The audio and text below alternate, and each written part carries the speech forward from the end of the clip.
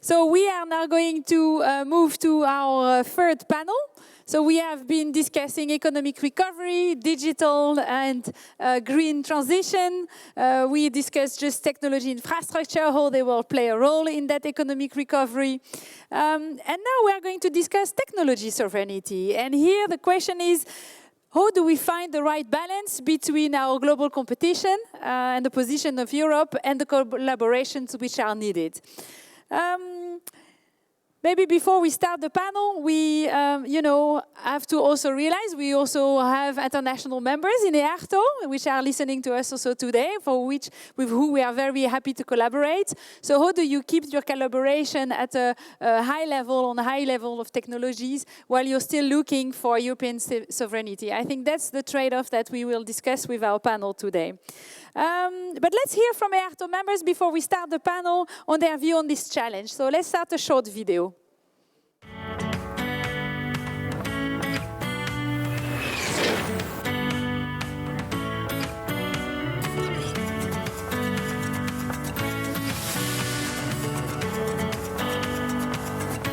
The COVID-19 pandemic painfully revealed how vulnerable some of our strategic industrial value chains actually are.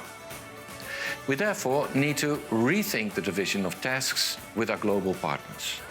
Today, the creation of excellent knowledge and innovation is nurtured by international networks of co-creation. We as RTOs collaborate with a wide range, of course, of public and private actors around the globe. At the same time, Europe needs to ensure the welfare and security of its citizens and the prosperity of its businesses. And for that, we have to develop and maintain our own technological capabilities and resources in strategic areas. This is what I think technology sovereignty actually means. It does not imply self-sufficiency in all areas. Global RD&I collaboration can go hand in hand with technological sovereignty. Sovereignty is based upon technology sovereignty. And these can only happen by very consciously designing a strategically innovation-driven industrial policy. First, identifying the strategic areas of high innovation potential. And once we have identified these, to make a plan which is concrete in actions in order to develop Europe's autonomy and innovative capacity. This needs to be made fast, sustainably, all in all, in a resilient way.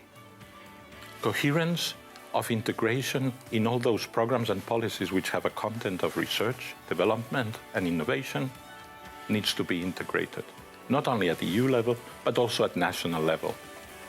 And this plan needs to support the creation of a technology infrastructure policy, a strategy across Europe, facilities, research capacity. A concrete goal is to finally make the 3% target of GDP investment in research and development a reality. And these resources to be used most effectively by agreeing across Europe on a roadmap with clear and ambitious targets to make it happen.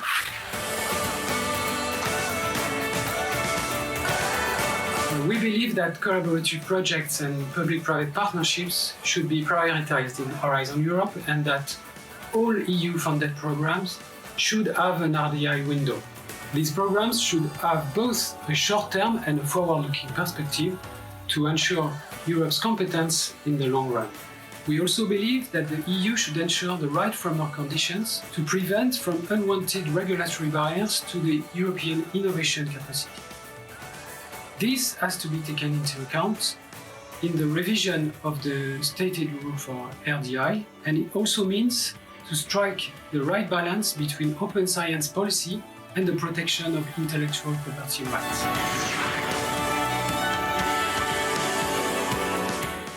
One of the RTO's core mission is to support Europe's industrial base by developing key enabling technologies. Our very good knowledge of both the research world and industrial needs make us very well positioned for foresight analysis. We, RTOs, also have great competences, infrastructures, and skills to accelerate technology uptake by both large and small industry. We bind various technologies and disciplines together to solve our complex societal and industrial challenges. To ensure Europe's technology sovereignty and resilience, Europe needs to fully utilize RTO's potential.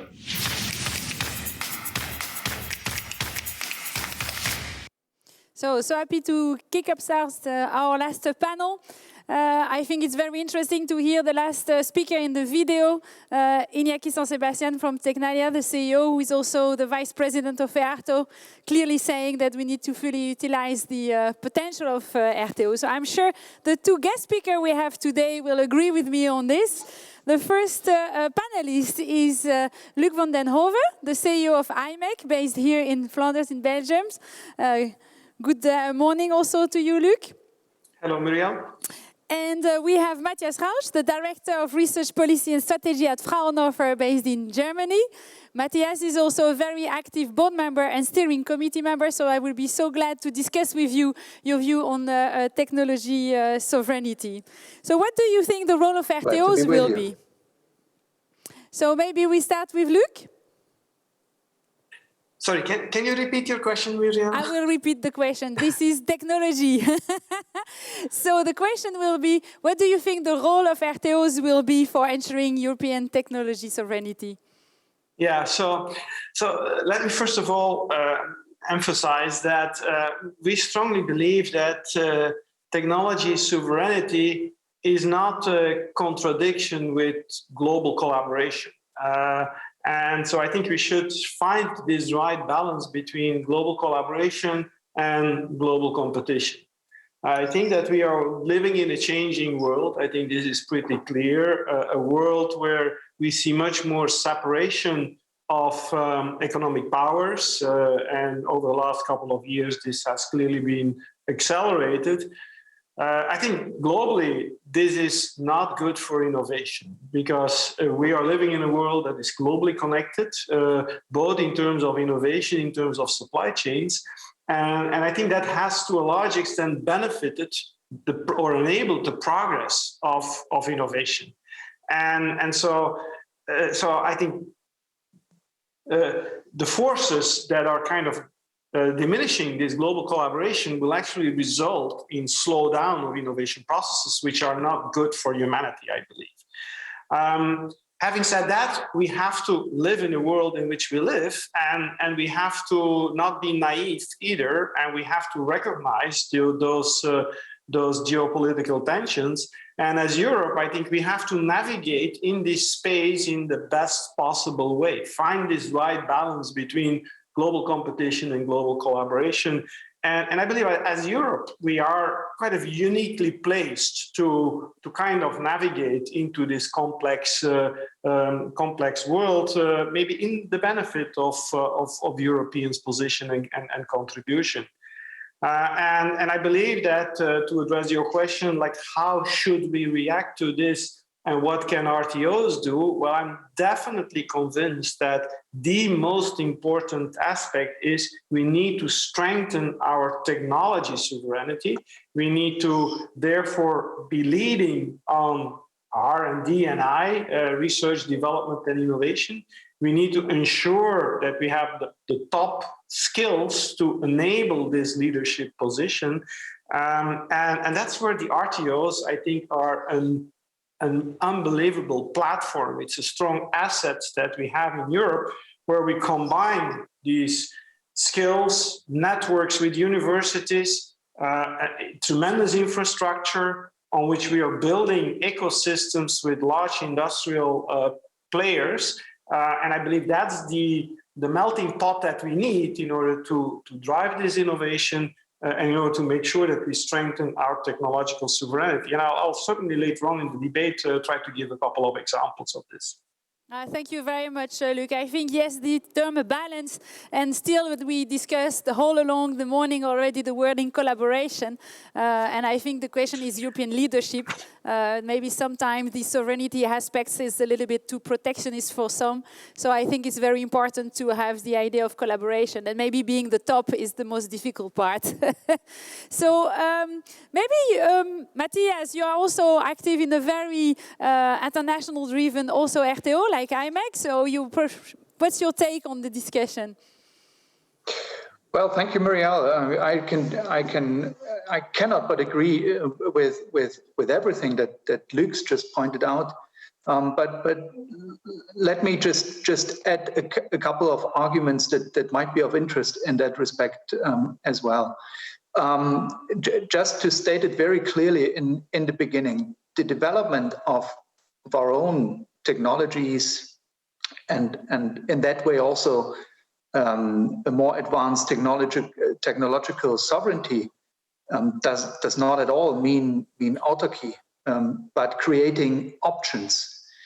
It does not imply a comprehensive technological self-sufficiency, but as far as Fraunhofer is concerned, rather it aims at ensuring sufficient options in times of crisis, in times of where our global connections are lost. We all experienced it last year, at least to some degree. And of course, by developing and maintaining our own capabilities and resources, we create something, if you like to call it, more flexible and redundant value chains. And that will help us to make choices, and being able to make choices is at the very heart of the definition of being sovereign. The role that RTOs play in that is, of course, we are technology developers, we are technology providers. We can help in defining an innovation-driven industrial policy, which is an important requirement again for technological sovereignty. So in all that regards, it is just the provision of technologies that are deemed critical for our welfare, for our competitiveness, and our very ability to act in times of crisis. And therefore, we need technologies and we need RTOs. Thank you very much, Mathias. I hear you also on saying that the technologies is needed in time of crisis. I think that the COVID-19 crisis showed that, and we saw so many of the technologies of the RTOs being used at once very fast. And you're talking about 3D printings for parts for respirators, or the tracking apps and things like this. So we saw a big use of technology, I think, like we never saw before. And I think the understanding that we need the technology sovereignty has never been so high before. But before I give you back the floors to you two, let's hear from Maria Spyraki, which is a member of the European Parliament, her view and her take on technology sovereignty. It's interesting to hear her. She's been an active committee member of the ITRE, so in charge of research activities, and she's now the vice chair of the EU-China delegation. So in the global issue of the balance between global versus European, it will be interesting. So let's hear her video. Dear President Massara, dear Secretary General Atane, dear members, dear guests, thank you very much for giving me the opportunity to speak at your annual conference on the topic of technology sovereignty. Timing is ideal, as the Commission released this week its vision for the digital transformation of the continent by 2030, in which technological sovereignty is key. The current decade may have started with the pandemic crisis, but I'm certain that it will define the identity of the entire century. And it is this timing which is crucial to take advantage of the European way of supporting research and innovation, as well as learn from the rest of the world on how we can improve. As such, I would like to share my perspective with regards to the lessons we can draw from not only the pandemic, but also from other global incidents such as Brexit, to draft and deploy a strategy that will fortify and eventually increase our technological capacity in key industrial innovation ecosystems.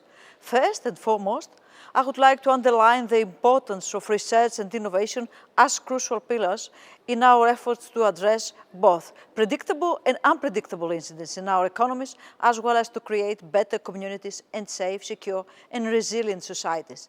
The European Parliament, through its Horizon Europe rapporteur, Dr. Christian Eller, stood its ground and increased the ambition for adequate funding in the next MFF, and with the strong support of Commissioner Gabriel, the new Horizon Europe will put into force 95.5 billion euros to send a strong political message that Europe is ambitious when it comes to research. But apart from being ambitious, Europe must also push the research and innovation agenda with a balance between market evaluation and sufficient investments in breakthrough fundamental research. There is a golden complementarity among doing research and innovation for business and for academic excellence. Finding it will not only increase the value of European taxpayers' money invested in research and innovation, but also reduce the interdependencies with third countries and thus increasing our technological sovereignty, among others. To give a current example for the pandemic, the most important lesson to learn is that we managed to deliver a number of vaccine solutions at record-breaking times because we had the capacity to focus a lot of resources on research and the market players collaborated. Now we have the vaccines, but there is another special instrument to ensure the critical materials that would allow their production at scale. Very few companies in the world supply these critical materials in significant quantities and to the standards needed for vaccine production. Therefore, in our pressing times, it's not only technological sovereignty that it is hot topic, but also critical materials production sovereignty. And in this aspect, European research can play a crucial role. The Commission underlined the EU's ambition for digital sovereignty as well in an open and interconnected world in its 2030 Digital Compass communication. But in order to pursue digital policies that empower people and businesses to seize a human-centered, sustainable and more prosperous digital future, we need everyone on board. And this is a crucial point. And the intersection between businesses, people and institutions that research and technology organizations such as yours, such as member of EARTO, can and should play a crucial role. They can osmotically draw from all stakeholders in a horizontal collaboration framework and produce transformative results and breakthrough innovation. As President von der Leyen put emphasis on the European cloud, in leadership, in ethical artificial intelligence, in a secure digital identity for all, and in vastly improved data, supercomputers, and connectivity infrastructures, I would like also to add on the importance of the openness and evaluation capability of those data assets, especially when they have been funded by public money. To conclude, I am confident that our existing ecosystem of research and technology organization can become the catalyst for the transition to a digital, green and resilient Europe. We face a huge challenge to craft not only our future, but also to become world pioneers as Europeans, and I'm sure that we will deliver. So you see, Luc, I hear Maria saying also we can be the leader. I think that comes back to the technology sovereignty to say we would have a leading position on technology. So what's your take and your reaction to Maria? Well, I think we strongly support this message from Maria and this vision of the Commission of the importance of digital transformation and also the green transition. And as she mentioned, I think RTOs can play a crucial role in kind of linking these academic research universities with the actual industrial needs, so to lead to real breakthrough innovations. And I think a lot of the digital waves we're going through now with combining AI with a lot of the other technologies, big data, I think that's where I think the strength of the RTOs will really flourish.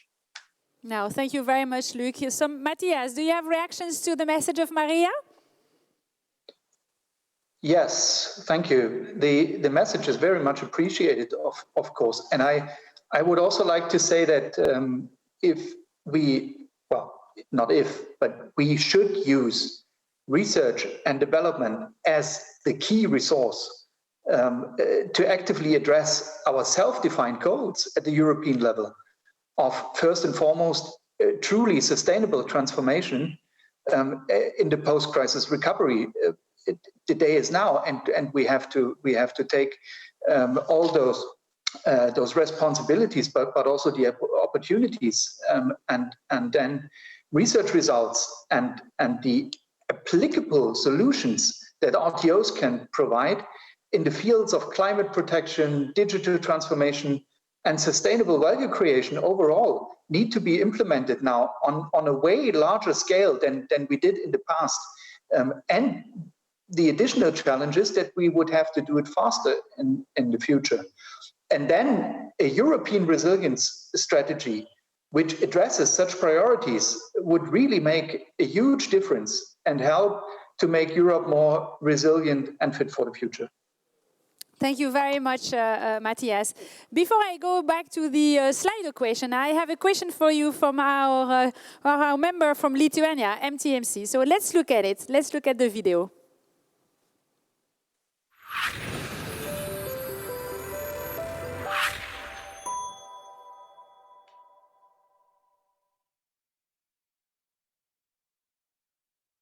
FTMC is the largest RTO in Lithuania, member of EARTO. We develop high-tech innovations to solve our socio-economical challenges and have a key role to facilitate industry success to innovations. This crisis is a societal, economic, and technological stress test for Europe. It shows what is really important to us and magnifies our weaknesses. We, the RTOs, have been very much involved to elevate its impact. And our question to the speakers: what lessons can we draw from this crisis? And how can we ensure that we maintain and develop our technological capabilities in these strategic innovation ecosystems? And what new opportunities it will bring for Europe?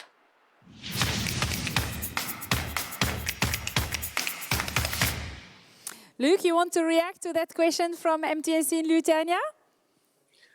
Sure. So I think this crisis, the pandemic has clearly illustrated the need for global collaboration. I think that's really very clear. I think the drive to innovation is essential, and this innovation has to be global. I think we all realize that we would not have been able to develop vaccines in such a record time if we would not have had global collaboration. All of these pharma companies, they're global companies, they rely on data from each other. So this is essential. At the same time, I think the pandemic and the crisis also has so clearly illustrated the vulnerability of global supply chains. And so I think we have this dilemma. Global collaboration, clearly, but also the vulnerability. And so therefore the need for self-sustainability and sovereignty. And so I think that that it's therefore so important that we draw our lessons here and that we make sure that we take measures to ensure access to critical supply chains and that we are present in the critical value chains. And it's clear that from Europe's side, or for any continent, it will be impossible to cover everything in all value chains. So I think it's very important on the one hand that we critically assess what is really critical and that we do that in a proactive way. At the same time, I think we have to ensure that we build some mutual dependencies, and maybe we can come back to it later, but we have to really build critical strengths in Europe from which the other regions are also dependent. And I think vaccine was a very good example where there was top-notch pioneering work in Europe. So we have to make sure that Europe has some of these unique strengths, and therefore I think the best reaction to this is make sure that we strengthen our strengths and that we kind of gradually take up more area in these global value chains so that we have some unique capabilities which we can really bring into the discussion. And again, and I'll address this later, I think RTOs are a perfect platform to enable this. Thank you very much, Luc. Maybe to react to the question and to Luc's speech, Mathias, Fraunhofer had a very interesting position paper on technology sovereignty, and I think here you had some quite key elements on saying how do we do and use the RTO capabilities in foresighting, and so in looking where those key strategic investments will be, and you have a common platforms for this, for example, on the electronic alliances where imec and Fraunhofer are both very strong parties there. Maybe there, what is the role of RTOs in defining what, or in supporting the European, both the Council member states, but also the Commission in looking at strategically what should be the key alliances at the European level for those investments? What's your take on it? Yeah, well, if the aim, and that should be the aim, is to achieve an extent of technological sovereignty that enables us to avoid future weaknesses, to be way more better embedded, to be more resilient, and at the same time, and that is really pivotal, as Luc pointed out, ensure a dynamic value creation globally with global partners. Then we have to analyze at first, and that's also what most of the Fraunhofer paper is about, the criticality of a particular technology, meaning if it is indispensable or will be very critical in the future. Why is that so, and to what extent the access to this technology could be threatened by external shocks? And then, of course, we also need to differentiate the functional context in which this technology is critical. So is it for economic competitiveness? Is it for some of our key societal needs? Vaccines was mentioned by Luc just a minute ago. And then, or maybe even sovereign tasks for Europe or the European member states. And that then determines whether the technology is absolutely indispensable. And if that's the case, we need to create those options that I talked about earlier on. And in order to create these options, again, RTOs are in a very good position to help that coming about.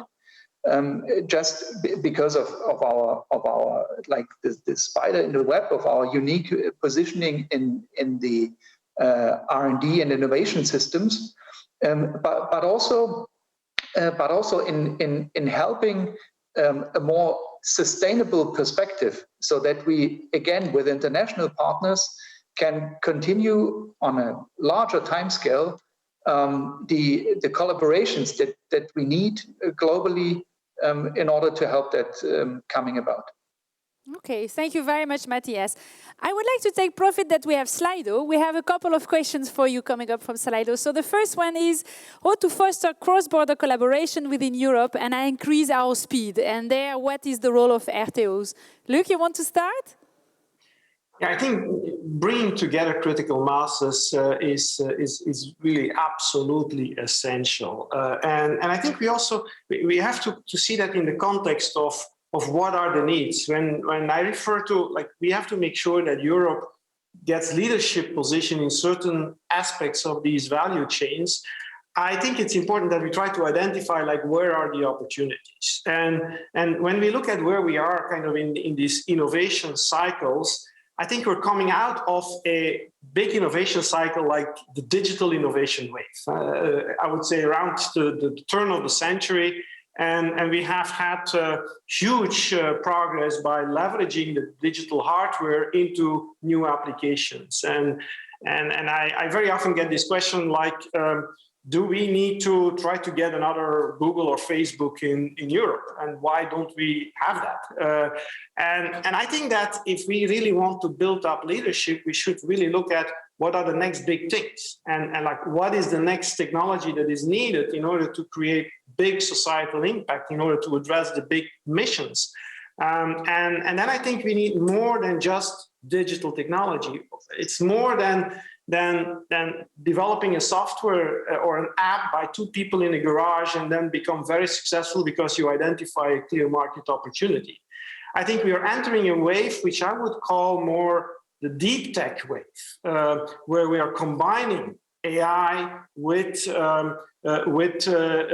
IoT applications, with artificial intelligence, and very often it requires real fundamental scientific breakthroughs and new device development that are geared towards addressing some of these big problems in life science, in food agriculture, limited resources, energy challenges. And it's very often a combination of many of those technologies. And so you need a lot of skills that you need to combine. And so two people in a garage cannot do this anymore. I think you need lots of very skilled people in a giga garage. And that's the role RTOs, I think, can play. And here in Europe, we have some unique capability. I think that in Silicon Valley, they have top universities, but they don't have something like an RTO as we have in Europe, RTO system as we have in Europe. I think what we need in order to realize these big breakthroughs in this deep tech innovation era is a lot of multidisciplinary skills that we bring together. We need top infrastructure, top-notch infrastructure, and we need access to a broad ecosystem of partners, universities, and SMEs and system companies. And I think that's the value RTOs can bring, and the unique opportunity I think we have in Europe now. But in order to realize that and really be top of the world, we have to do it across the borders.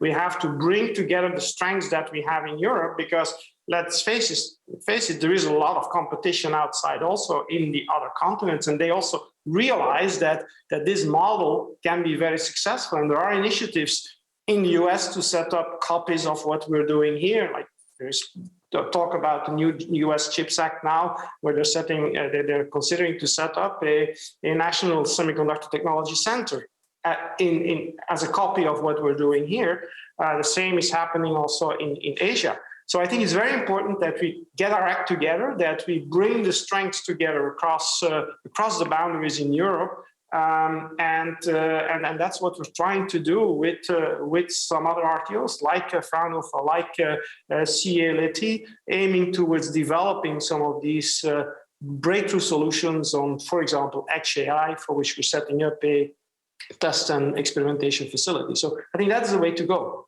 Partner within Europe to strengthen the strength that we have.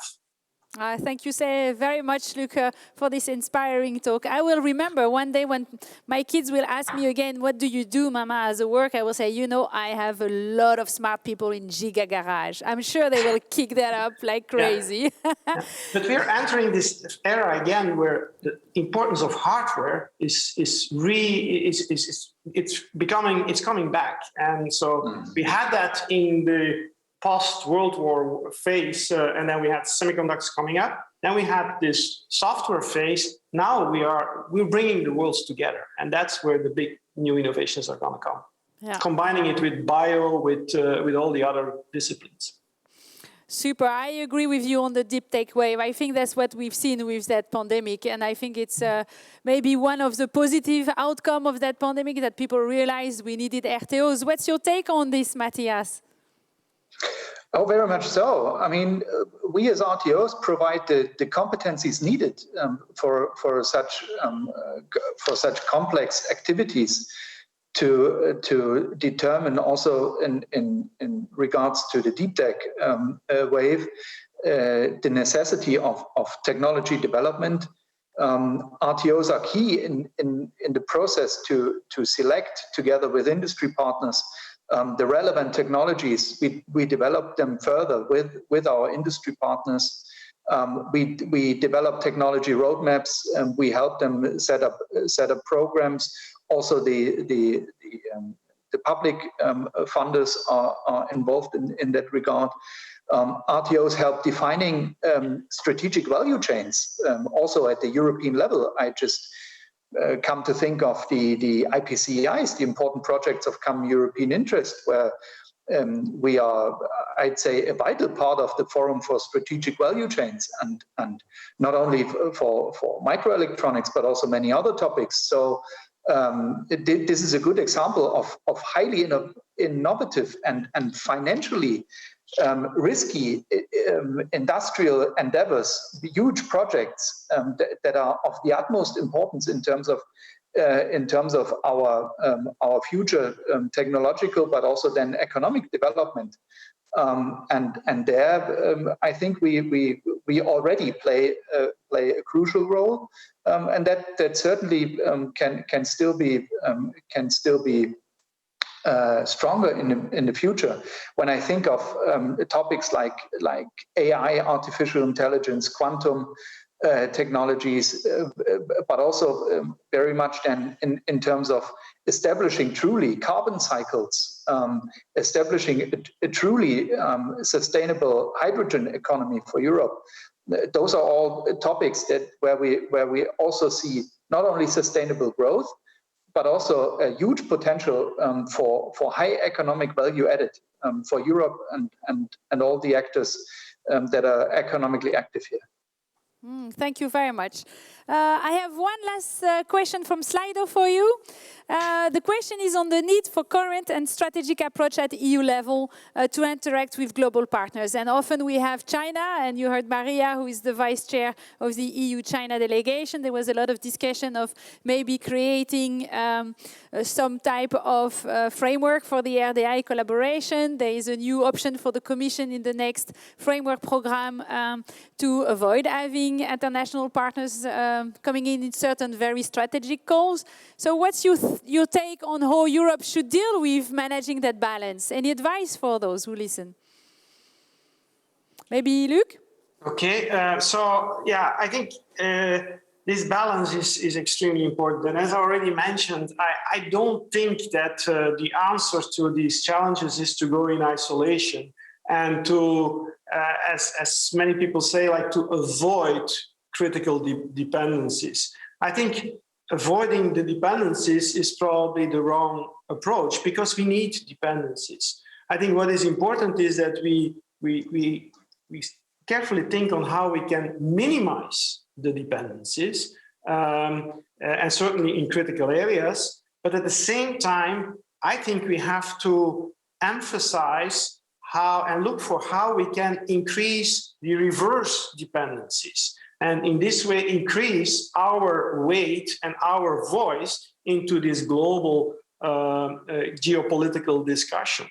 And I think that's the strategy we should follow. Europe's mentality is not let's isolate on this continent. I think we should always try to promote global interaction, global collaboration. But of course, we should not be naive. We should not be dependent on the other regions. We should not be fully dependent. We have to strengthen, therefore, our strengths and make sure that there is a reverse dependency. And I believe that what we were trying to set up in this area, especially, and we are focusing on the semiconductor value chain to a large extent, and applications that are enabled by semiconductors. I think that it's important that Europe makes a very strong plan. I'm so happy to hear that the Commission is really working hard under the leadership of Commissioner Breton, driven also by Commissioner Breton, to really make sure that Europe has a strong strategy in this domain. Because we've seen recently how vulnerable, for example, the automotive sector has been to shortage of supplies. And I strongly believe that we have to address this based at 3 levels, like try to identify where is the uniqueness of Europe.